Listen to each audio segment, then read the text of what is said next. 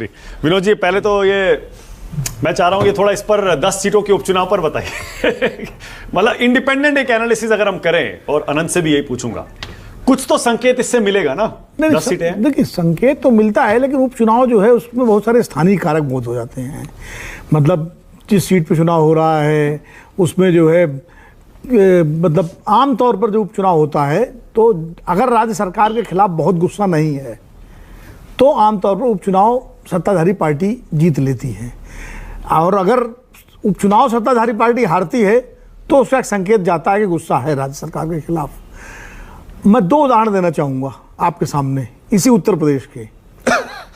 2018 में उपचुनाव हुए थे 3 लोकसभा सीटों के, गोरखपुर, फूलपुर, कैराना। तीनों समाजवादी पार्टी गठबंधन, सपा बसपा गठबंधन जीता था, और तब एकदम माहौल बनाया कि लगता है उत्तर प्रदेश में भाजपा का सफाया हो जाएगा। लेकिन 2019 के चुनाव में सपा बसपा गठबंधन वो कारगर नहीं हो पाया। साफ हो गया। साफ तो नहीं, 15 सीटें जीती थी, लेकिन जो अपेक्षा थी कि 60 सीटें जीतेगा, 55 सीटें जीतेगा, बल्कि उससे ज्यादा बेहतर परफॉर्मेंस कांग्रेस और सपा का रहा उसकी तुलना में। लेकिन उसका एक उल्टा उदाहरण भी है कि इसी साल घोसी का चुनाव हुआ 2023 में, उपचुनाव, जिसमें दारा सिंह चौहान लड़े थे भाजपा में शामिल होने के बाद। वो चुनाव करीब 40,000 से ज़्यादा वोटों से सपा ने जीता, तो सपा को उससे ताकत मिली। तो ये उपचुनाव के परिणाम अलग अलग तरीके से होते हैं। अब उसमें हाँ, उपचुनाव एक संकेत देते हैं कि जो पार्टी चुनाव हारती है वो आगे के लिए तैयारी करने में जुट जाती है, कोर्स करेक्शन कर लेती है। जैसे बीजेपी ने 2019 में कर लिया था कोर्स करेक्शन, लेकिन 24 में नहीं हो पाया कोर्स करेक्शन, जो घोषी से संदेश निकला।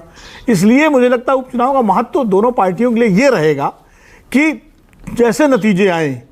पहली बात तो ये है कि 10 सीटों में कितनी सीटें बीजेपी की हैं, कितनी समाजवादी पार्टी की हैं। आपने बताया शायद 4 सीटें जो है, 4 सीटें समाजवादी पार्टी की हैं, 4 बीजेपी की हैं, एक आरएलडी की है, और एक जो है वो इरफान सोलंकी सजा हुई है उनको, इसलिए उनकी वो सदस्यता गई। वो भी समाजवादी पार्टी की सीट है वैसे, सीसा मऊ जो है।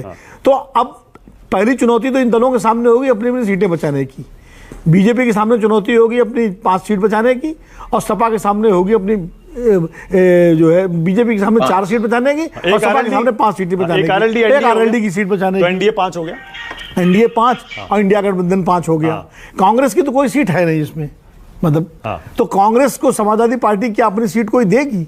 मुझे नहीं लगता कोई सीट कांग्रेस को समाजवादी पार्टी देगी, क्योंकि उसके सिटिंग एमएलएज हैं जो चुनाव होगा। तो कांग्रेस क्या स्वीकार करेगी इसको? ये कांग्रेस की प्रवक्ता बैठी हुई स्पष्ट करेंगी। लेकिन ये जरूर है, ये इंडिया गठबंधन की एकजुटता की भी परीक्षा है ये उपचुनाव। अगर कांग्रेस को एक भी सीट नहीं मिलती है लड़ने के लिए, और फिर भी कांग्रेस पूरी तरह से जुट करके समाजवादी पार्टी के साथ देती है, तो 2027 में समाजवादी पार्टी कांग्रेस का गठबंधन एक मजबूत गठबंधन बनकर उभरेगा।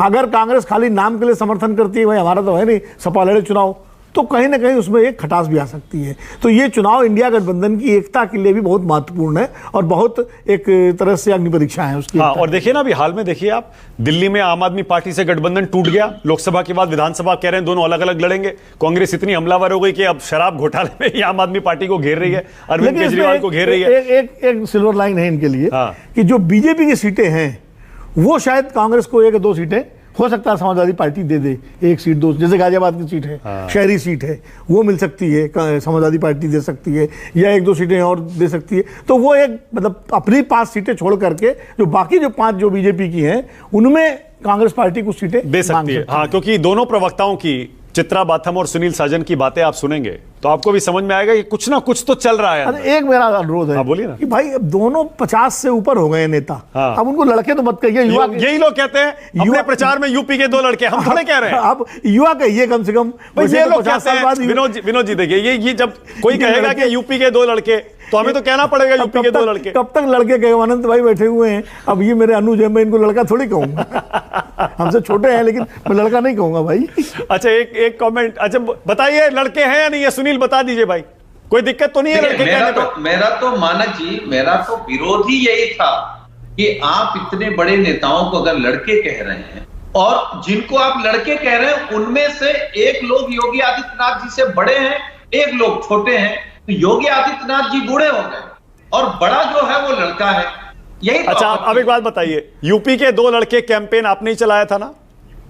चलाया था या नहीं चलाया? 12 साल पहले अरे भाई उसके बाद भी हर आपके नारे, आपके पोस्टर, आपके होर्डिंग, आपका कैंपेन अभी भी कई बार इनको दो लड़के ही बोलता है। नहीं नहीं नहीं नहीं नहीं, केवल मीडिया बोलती है और मैं आपके कार्यक्रम में कह रहा हूं आप कम से कम बोलना बंद कर दीजिए। अच्छा ठीक है, मतलब ओके ऑलराइट। चित्रा आपको कोई दिक्कत है इसमें यूपी के दो लड़के हो जाए, फिर तय हो जाए आज?